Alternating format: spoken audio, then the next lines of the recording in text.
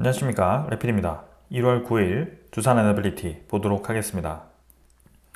증시 먼저 보겠습니다. 코스피 0.03% 상승했고요. 코스닥은 0.5% 상승하면서 마무리되었습니다. 오늘은 이제 옵션 만기일이었습니다. 올해 첫 옵션 만기일이었고요. 외국인 투자자가 코스피를 7,500억을 매수하면서 많은 매수를 진행했습니다. 그러나 지수는 외국인 투자자 매수 대비해서는 크게 올라가지 않았고요. 아무래도 만기일에 대한 움직임이었을 가능성이 큽니다. 그래서 만기일까지 바짝 올랐던 종목들은 내일부터 해서 조금 빠질 가능성이 좀 있기 때문에 그러한 것들을 좀 생각을 하시면 될 것 같고요. 내일부터 해서 이제 새로운 장이 열렸을 때 움직임을 좀 봐야 됩니다. 1월달은 또 이 휴일이 많습니다. 그래서 다다음 주 월요일이 또 연휴로 바뀌었고요. 그래서 설까지 다다음 주면 이제 4일 쉽니다. 그래서 다음 주 시장 5일 하고 이제 1월 달도 얼마 남지 않았는데요. 일단 뭐 1월 달 한번 보겠습니다. 자, 그래서 외국인 투자자가 연속으로 들어와 주어서 괜찮긴 하지만 여기 이제 내일도 옵션 만기 이후에도 이어지는지를 한번 봐야 될 것 같습니다. 기관 투자자는 5천억 정도 매도를 좀 했고요. 코스닥은 0.5% 상승했는데요. 장 초반부터 이제 뭐 하락으로 시작했다가 마지막까지 좀 끌어올리면서 진행이 되었습니다. 그래서 외국인 투자자 221억 매도했고 기관 투자자는 40억 매수를 했는데요.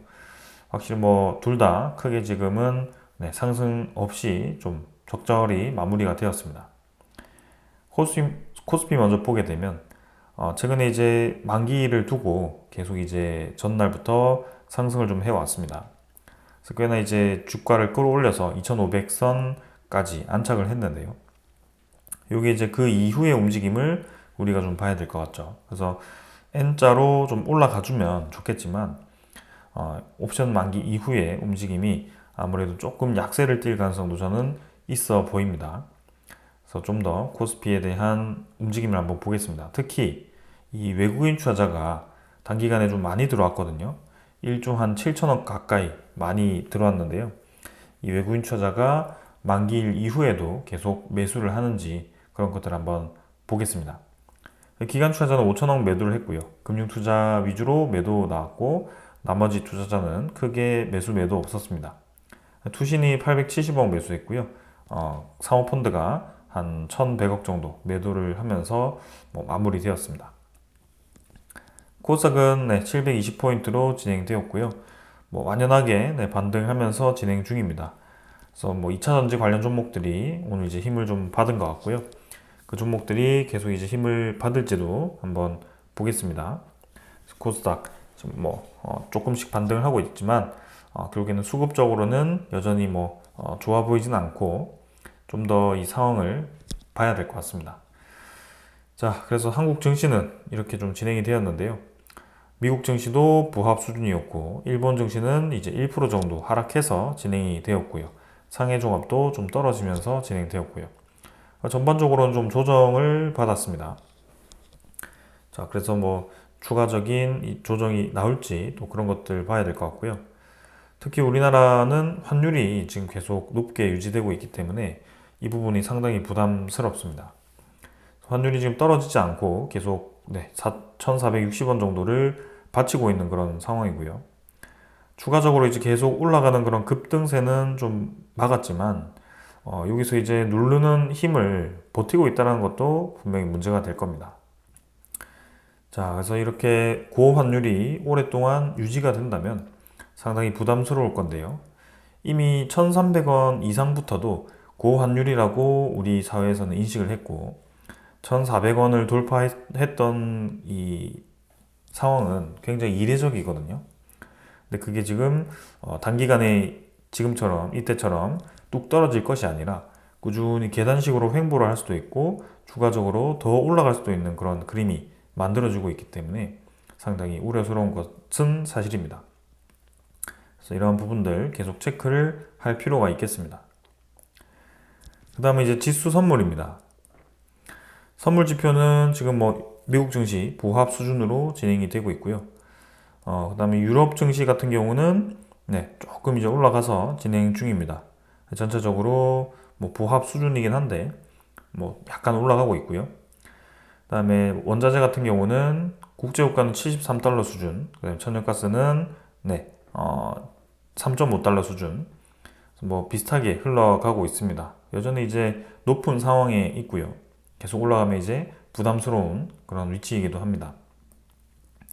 이 채권금리가 계속 문제가 되고 있는데요. 미국 10년물 채권금리가 어제 바짝 올라가지고 4.7%를 또 돌파를 했었습니다. 순간. 그러다가 다시 좀 떨어지긴 했는데요. 그래도 4.67%라고 하면 상당히 높습니다. 그래서 언제든지 5%까지 진입할 수 있는 그런 위치에 있다라고 생각이 되고요. 이게 단기간에 이루어진 뭐 이 급등의 움직임, 일시적인 움직임이 아니라 서서히 밀어붙이면서 위로 향하고 있는 것이기 때문에 단기간의 움직임이라고 보기는 어렵습니다. 4.7%까지 올라갔기 때문에 상당히 지금 이 국채 금리를 우리가 주목을 해야 된다.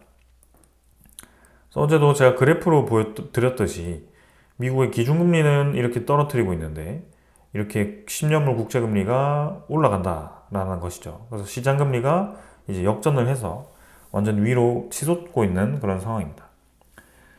그래서 이미 시장에서는 인플레이션에 대한 우려를 가지고 미국의 채권을 매도를 하고 있는 상황이고요. 그렇기 때문에 국채금리가 올라가고 있는 거고요.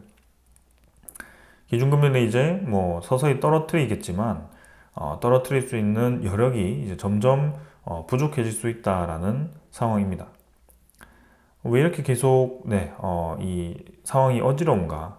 거기에는 또 트럼프 대통령의 이 발언도 일조를 하고 있죠. 트럼프 대통령은 지금 이제 보편 관세를 위해서 국가 비상사태 선포를 검토하고 있다라는 소식도 있었습니다. 어제 이제 밤에 이 소식이 나왔고요. 이 영향으로 이제 국가 비상사태까지 쓰면서 이 인플레이션을 부각시킬 수 있다라는 우려 때문에 미국의 국채 금리가 또 저렇게 치솟았었습니다. 잠깐 올라갔다 떨어지긴 했지만 이게 이제 사실화가 되었을 때는 상당히 좀 우려스러운 상황이고요. 이게 뭐 CNN의 한 익명 관계자로부터 나온 얘기이기 때문에 꼭 뭐 바로 이 보편 관세를 위해서 정말 이제 국가 경제 비상 사태를 선포할 수 있다, 선포한다라고 100% 보기는 어렵긴 하죠. 그러나 확실히 이런 가능성도 있다라는 것이 이 시장 입장에서는 그 하나도 이제 불확실성이거든요. 트럼프 대통령의 이 성향으로만 보더라도 이미 시장에는 굉장히 큰 흔들림을 주고 있습니다. 결국에는 국제 경제 비상권한법을 근거로 이제 보편 관세를 도입하기 위해서 이거를 선포를 하겠다라고 얘기를 하는 것이고요. 그럼 모든 수입품의 10%에서 20%까지 관세를 부과한다. 그러니까 중국산 수입품에 대해서는 60% 관세를 부과한다. 이렇게 되어 있습니다. 뭐 서로 이제 관세를 부과하면서 일방적으로 당하지는 않겠죠. 받는 입장에서는 요 주는 것도 또 관세를 매길 겁니다. 그리고 그 국가에서 미국에서 수입하는 것도 당연히 관세를 매기겠죠. 그래서 관세가 관세를 부르고 계속 이제 서로의 이 피 터지는 싸움으로 이 상황이 장기화될 가능성도 있습니다. 그래서 어제 이제 FOMC에 대한 그런 얘기가 나왔었거든요. FOMC에서는 지금 이제 이 12월에 회의록을 공개를 했습니다. 그래서 트럼프 첫 관세 영향으로 이제 물가 상승에 대한 위험이 있다, 증가하고 있다. 그렇기 때문에 결국에는 금리를 생각보다 빠르게 내릴 수 없다. 그래서 연방공개시장위원회 12월 7일부터 17일부터 이틀간 진행된 이 FOMC 회의에서 모든 찬석 위원들이 인플레이션의 상방이 위험이 증가했다라고 판단을 했고, 이 도널드 트럼프 대통령의 이 이름이 의사록에 직접 기록되진 않았지만 무역과 이민 정책 등의 그런 변화가 이 같은 판단의 원인으로 지목이 되었다라고 합니다. 그리고 트럼프 대통령에 대한 정책이 인플레이션을 다시 부각시킬 수 있기 때문에 좀 조심스럽게 내려야 된다는 것이 이 FOMC의 결론이었습니다. 연말에 발표했던 것과 다름이 없죠. 4번 내릴 거를 이제 2번 정도 내린다. 지금 4.5%이기 때문에 많이 내려도 4%대다. 그래서 상당히 지금 미국이 고금리를 오랫동안 유지할 가능성이 높아졌습니다. 저번에 12월 17일에서 19일의 회의록이었고요. 여기는 이번에 서비스 구매 지표가 상당히 높았죠. 가격 지표가.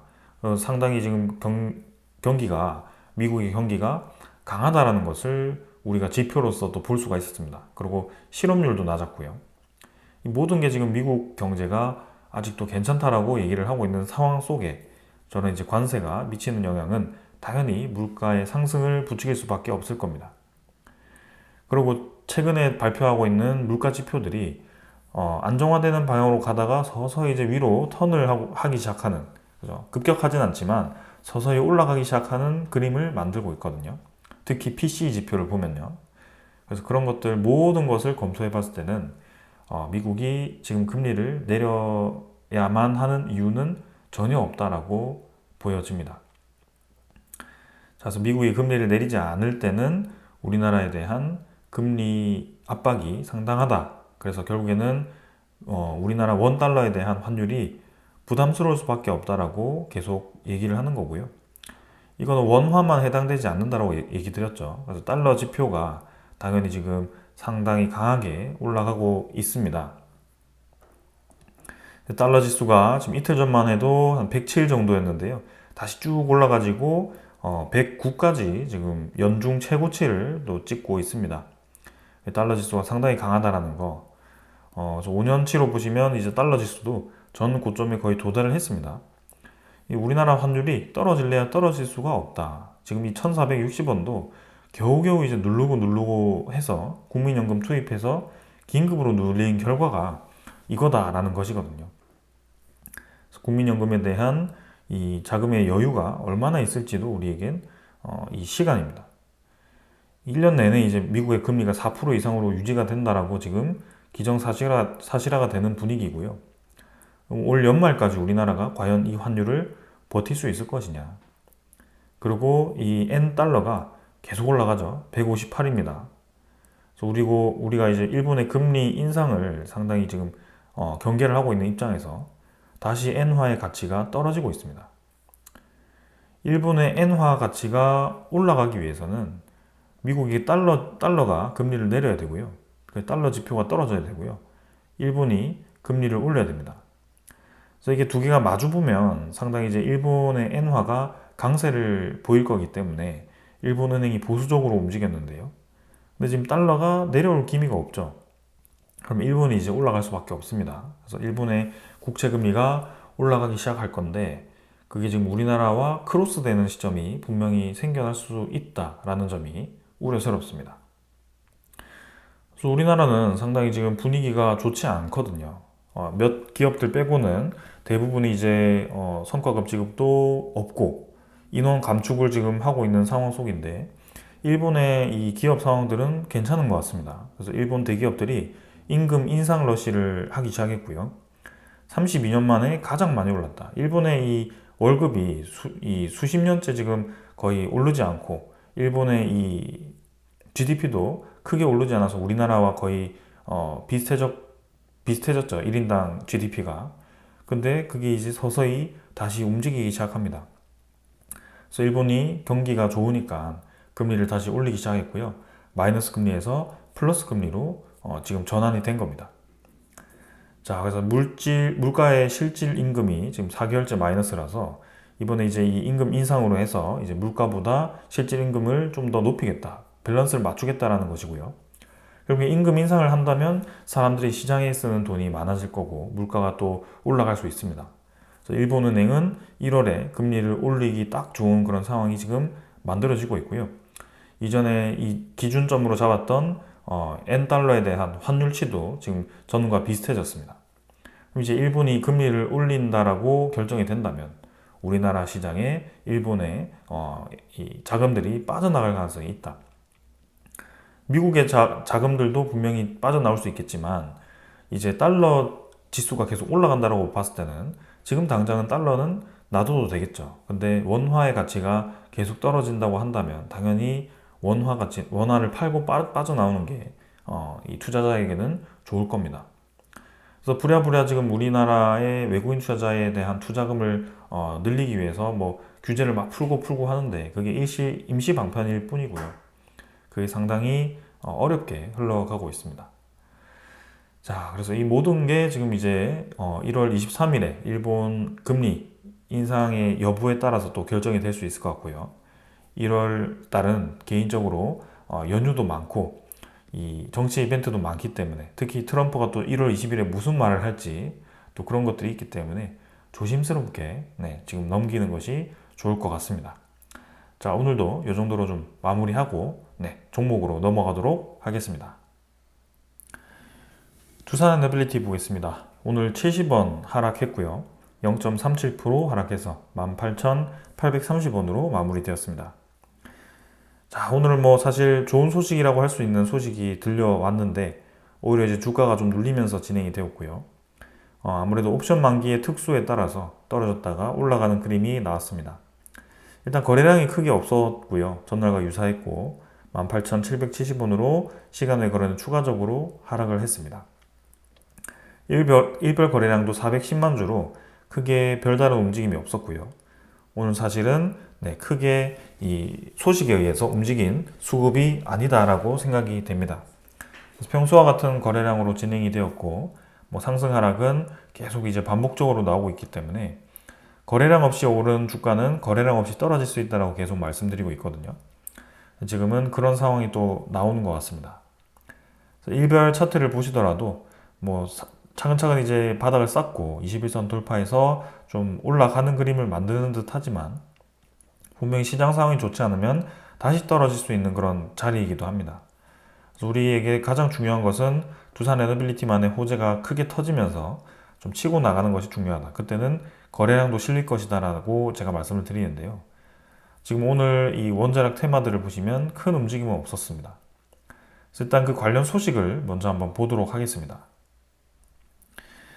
자, 우리가 기다리던 소식이 나왔거든요. 한미 원전의 수출 협약 정식 서명을 했습니다. 체코 원전 수주 확정에 대해서 당연히 청신호가 들어왔다라고 보고 있는데요. 실제로 이렇게 에너지부 장관과 이제 우리나라 산업부 장관이 만나서 이렇게 계약을 했습니다. 3위 정부가 원자력 수출 협력과 관련한 업무 협약을 체결했고, 이 관련된 내용은 이제 11월에 가서명을 했는데 이번에 최종 확정을 했다라고 합니다.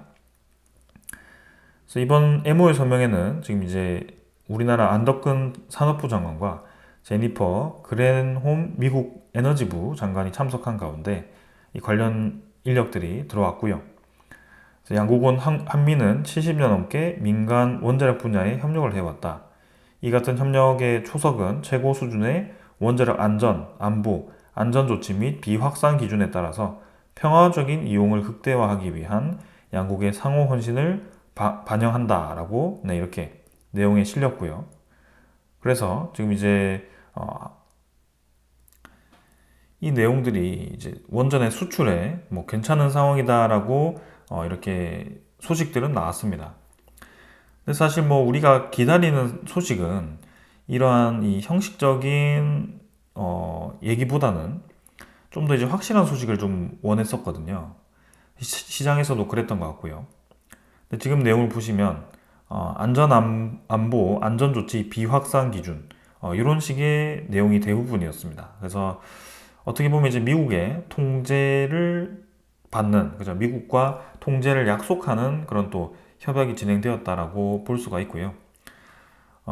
계속해서 이제 미국의 주도권을 뺏기는 그런 상황. 그래서 웨스팅하우스에 대해서 합의가 아직도 진행이 되지 않았다라는 그런 상황이 좀 많이 아쉽습니다. 그래서 지금 이제 웨스팅하우스와의 분쟁 상황이 아직도 해결이 되지 않은 상황이고요. 정말 최악의 상황이라고 한다면 체코와는 본계약을 하되 웨스팅 합의가 되지 않는 그런 상황이 만들어질 수도 있겠다라는 좀 생각이 듭니다. 그럼 계속 이제 체코 본계약을 했지만 웨스팅하우스가 치고 들어오는 그런 모습으로 좀 불확실성을 가중시키는 모양새가 나오지는 않을까 그런 우려감이 있고요. 분명히 웨스팅하우스는 본인들의 유리한 상황을 알고 있을 겁니다. 우리가 급하죠. 지금도 이 협약 내용을 보면 사실상 이 웨스팅하우스의 지재권 해소에 대한 내용은 전혀 포함되지 않았습니다. 지금 신고에 대한 이 절차가 좀 정리되었으면 하는 바람이었는데요. 지금 아직까지는 그 내용도 전혀 없는 상황이고요. 그래서 이제 추가적인 이 수출에 대해서 우리가 어떻게 대처를 해야 될지 그런 것들도 좀 봐야 되는 상황입니다. 그래서 개인적으로는 웨스팅하우스의 합의 소식과 그 다음에 우리나라가 이제 수출 신고를 좀 간략화해서 제3국에 대한 원전 협력을 공식적으로 한다. 거기에 트럼프 대통령과 같은 그런 이 유명한 인사들이 우리나라 K조선을 언급했듯이 K원전을 언급하면서 이제 우리나라가 제조 기술력을 미국에 본격적으로 제공한다라는 그런 소식. 그리고 세 번째는 이제 SMR에 대한 우리나라의 파운드리 역할로서의 그런 대규모의 협력 소식을 또 전할 수 있는 그런 소식들. 그런 것들이 좀 나와야 되는데 사실 오늘 이 기대했던 수출 협약에 대한 소식들은 안보와 뭐 핵 비확산에 대한 그런 좀 원론적인 좀 형식적인 얘기들이 대부분이었습니다. 그래서 시장에서 크게 반응을 하지 않은 것 같고요. 아무래도 뭐 우리가 이 웨스팅하우스와의 합의, 그다음에 미국과의 수출 합의를 위해서 반드시 진행해야 되는 과정 중에 하나가 아니었을까라는 그런 생각이 좀 있고 추가적인 그런 과정이 나올지 한번 보겠습니다. 자, 그래서 확실한 소식이 나올 때까지는 조금 더 시간을 두고 보자라고 말씀을 좀 드리겠습니다. 그래서 이제 다시 돌아가서 두산 에너빌리티에 대한 이 분석을 계속 진행하도록 하겠습니다. 투자 수급은 오늘 외국인 투자자가 55만 주를 매도를 했고요. 기관 투자자는 30만 주 매수를 했습니다. 아무래도 옵션 만기에 따라서 외국인 투자자는 움직인 것 같고 기관 투자자도 연계형 투자자, 투신 투자자가 매수를 하면서 좀 매수세를 이어갔는데요. 오늘 말고 이제 내일부터 해서의 움직임도 좀 더 주시를 해봐야 될 것 같습니다. 외국인 투자자가 이제 계속 매수를 하는지, 이탈을 하기 시작하는지, 그리고 연기금 투자자의 매수세가 어떤지 그런 것들을 좀 보도록 하겠습니다. 그래서 이 정도로 한번 보았고요. 공매도 잔고는 뭐 비슷하게 진행이 되었기 때문에 대차 잔고를 한번 보겠습니다. 대차 잔고는 오늘 뭐 특별하게 움직임 없었습니다. 체결 상황 모두 비슷했고요. 그래서 뭐 1229만 주 정도로 대차 잔고 형성이 되었습니다. 잔고는 뭐 계속 비슷하고요. 그 다음에 실제 거래원도 오늘 뭐 신한증권 위주로의 매도가 좀 있었고 나머지 크게 주목할 만한 수급 없었습니다. 외국인 추정 물량과 당일 물량 거의 비슷했고요. 23.86%로 지금 이제 보율은 유지가 되었습니다. 자, 그래서 앞으로에 대한 움직임이 좀 더 중요하다라고 말씀드리고 싶고 일단 오늘은 이 정도로 마무리가 되었는데요. 내일부터 해서의 움직임을 보겠습니다. 기술적인 부분은 이 정도로 좀 마무리를 하고요. 바로 이제 종목 소식들 좀 전달 드리도록 하겠습니다. 아까 뭐 한미 원전 수출 협약 소식은 좀 말씀을 드렸지만 우리의 기대치와는 좀 다르게 이 뭔가 핵심적인 내용이 없었다라는 점, 그래서 그런 부분들이 좀 실망스러웠다라는 것이고 이제 그 다음은 증권가에서는 과연 두산 에너빌리티를 어떻게 보고 있는가가 중요하죠. 그래도 여전히 좋게 보고 있습니다. 그래서 미국의 SMR 투자 확대에 대해서 이 주목을 하고 있는 거고요. NH투자증권은 여전히 26,500원 높은 가격을 제시를 하고 있습니다. 그래서 국내 정치적 불확실성이 있긴 하지만 그 부분은 이제 제한적이고 미국의 소형 모듈 원전, 가스터빈, 유럽의 대형 원전 SMR과 같은 그 다음에 국내 가스터빈과 해상 풍력을 중심으로 시장이 확대가 되고 있기 때문에 이 많은 것들을 검토해 본다면 여전히 두산 에너빌리티의 성장성은 살아있다라고 판단을 하는 것 같습니다. 그리고 이제 데이터 센터와 제조업의 이 미국이 리쇼어링으로 늘어날 전력 수요에 대해서 대형 원전의 교체 수요까지 더해지면서 지금 빅테크와 유틸리티 중심 SMR 투자가 확대되고 있고 그래서 이제 두산 에너빌리티가 뉴스케일 파워와 엑스에너지를 그 다음에 또 테라 파워까지 이 신규 고객사로 껴서 주기기를 담당한다라고 되어 있습니다. 지금 글로벌 파운드리로서의 역할을 좀 한다라고 분명히 지금 인식이 되었고요. 엑스에너지와 테라파워는 이제 소식이 들려왔는데 아직까지는 이 뉴스케일 파워에 대한 구체적인 소식이 루마니아를 제외하고는 별로 없거든요. 그래서 루마니아 외에도 이전에 찌라시처럼 등장했던 그런 2조가량의 기자재 납품을 할 수 있는 그런 큰 프로젝트를 또 수주하는 것이 두산 에너빌리티를 움직일 수 있을 것 같은데 아직까지는 그런 소식은 없습니다. 그러나 원전 말고도 지금 가스터빈 관련해서도 GE, 히타치, 지멘스를 이제 이 공급 능력을 초월하는 그런 이 가스터빈 능력을 가지고 있고 미국의 또 가스터빈 시장 진출도 가능성이 높기 때문에 이 가스터빈에 대해서도 우리가 주목을 해야 됩니다. 한국 시장, 그 다음에 사우디 시장도 있고요. 최근에는 가스터빈에 대한 수주가 상당히 많아지고 있습니다. 기존에 잘 나가던 사업부가 유지되면서 이러한 이 다른 사업부가 또 잘 나가니까 상당히 이제 주목을 받는 거고요. 체코 2+2, 그다음에 폴란드 2기, UAE 2기가 지금 원전에 대한 기대감이 있는데요. 아직까지 사실 폴란드 2기가 큰 소식이 없습니다. 퐁트누프 원전 2기가 좀 많이 지체가 되고 있는 것 같고요. UAE도 사실 작년 연말에 소식이 나온다라고 얘기가 나왔었는데 올 초까지도 별로 소식이 없습니다. 사실상 이제 체코 원전 2개 정도가 확실한 것 같고요. 2+2는 아직 좀 더 시간을 봐야 될 것 같고 사실 제가 기대하는 것은 대형 원전에 대한 해외 수주보다도 지금은 이 소형 모듈 원전과 가스터빈에 대한 확대 이런 것들을 좀 더 기대를 하고 있습니다. 실적은 4분기 기준으로 해서는 두산 밥켓의 실적이 좀 떨어져 있기 때문에 좀 떨어지는 것 같지만 그래도 두산 에너빌리티의 그런 신규 수주를 고려했을 때는 앞으로는 괜찮아 보인다라는 그런 의견입니다. 자, 그래서 미국의 경기가 계속 좋다라고 한다면 지금과 같은 이 호재가 계속 나올 것 같고요. 에너지 시장은 시장이 과열될수록 당연히 이제 높아질 겁니다.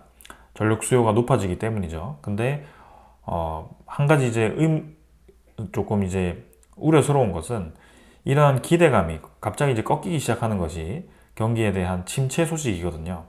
그래서 미국의 고금리가 지금 펼쳐지고 있는 상황 속에 물가 상승을 억제하기 위해서 지금 인플레이션 우려 때문에 계속 무리하게 고금리를 펼치는 것도 있습니다. 근데 그게 언제 트리거가 터질지는 저도 알 수는 없습니다. 그래서 그러한 위험성이 분명히 있다라는 점. 근데 여전히 미국의 경기는 괜찮다라는 점. 그래서 저 소식 중에 하나만 이제 탁 터지면 두산 에너빌리티의 확실한 움직임이 좀 나올 텐데 아직까지도 좀 조금 지지부진한 그런 흐름이 이어지고는 있습니다. 좀 더 이 상황을 좀 보도록 하겠습니다. 자, 그 다음 소식은 두산 에너빌리티가 좀 야심차게 지금 이제 포함되어 있는 이 베트남 시장이거든요. 이번에 서열 5위 베트남 부총리와 회동을 했고 해상풍력과 같은 그런 사업 협력을 위해서 이렇게 모였다라고 합니다. 두산 비나가 지금 두산 그 자회사고 그리고 베트남 시장 쪽에서 많은 공사를 진행했고요.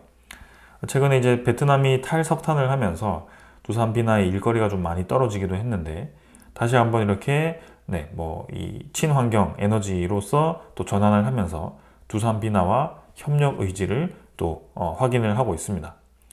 베트남 시장이 본격적으로 지금 두산 에너빌리티로 쏠리게 된다면 또 이전에 한참 석탄 화력 발전을 많이 수주하던 그런 느낌으로 좀 많은 매출을 발생시킬 것 같고요. 지금 두산 에너빌리티는 사우디 쪽에 큰 공장을 짓고 있고 그 사우디에서 많은 매출이 발생할 걸로 기대를 하고 있고요. 그 다음에 이 베트남 시장도 상당히 기대를 하고 있습니다. 그리고 이제 미국의 가스터빈 시장이라든지 그런 SMR 시장도 지금 기대를 하고 있고요. 국내 시장은 당연히 지금 기대를 하고 있습니다. 그래서 총 이렇게 크게 4개 시장에 대해서 기대를 하고 있는 상황 속에 5번은 이제 체코 스코다 파워, 그래서 유럽에 있는 그런 이제 기자재들을 또 수출하는 거겠죠. 그래서 그런 것들이 지금 두산 에너빌리티의 전초 기지로서 이제는 준비가 다 되어 있다. 일감이 이제 터지기를 기다리고 있다라는 점이고 그게 터지기 시작한다면 분명히 지금 주가는 올라갈 수밖에 없습니다. 근데 시장에 대한 상황도 고려해야 된다는 것을 계속 말씀드리고 있고요. 이 두 가지를 고려하면서 한번 계속 지켜보도록 하겠습니다. 지금 상황에서는 굉장히 아슬아슬하게 줄다리기를 하고 있는 것 같습니다. 두산 에너빌리티가 올라갈 듯 말 듯 하면서도 주가가 이 코스피 전체, 그죠? 한국 증시가 상황이 좋지 않게 계속 흘러가고 있는 상황이기 때문에 그러한 점들을 우리가 좀 냉정하게 판단해야 될 때도 있을 것 같습니다. 그래서 그런 부분들을 계속 주시를 하면서 진행을 하겠습니다. 자, 제가 이제 내일부터 해서 월요일까지는 좀 이제 휴방을 하겠습니다. 저 개인 일정 때문에 좀 이제 이틀 동안은 방송을 찍지 못할 것 같고요. 화요일에 이제 다시 영상을 찍도록 하겠습니다. 그래서 화요일에 뵙도록 하고요. 일단 계속해서 미국의 그런 국채 금리와 그다음에 일본의 금리 인상에 대한 여부 그런 것들을 우리가 주시해야 된다고 말씀드리고 있고 다음 주가 피크가 되지 않을까 싶습니다. 다음 주쯤 이제 윤곽이 좀 드러날 거니까 한번 그 다음 주 기다리면서 내일 이 정도로 또 마무리를 하겠습니다. 그래서 화요일에 뵙도록 하겠습니다. 오늘 마무리하겠습니다. 감사합니다.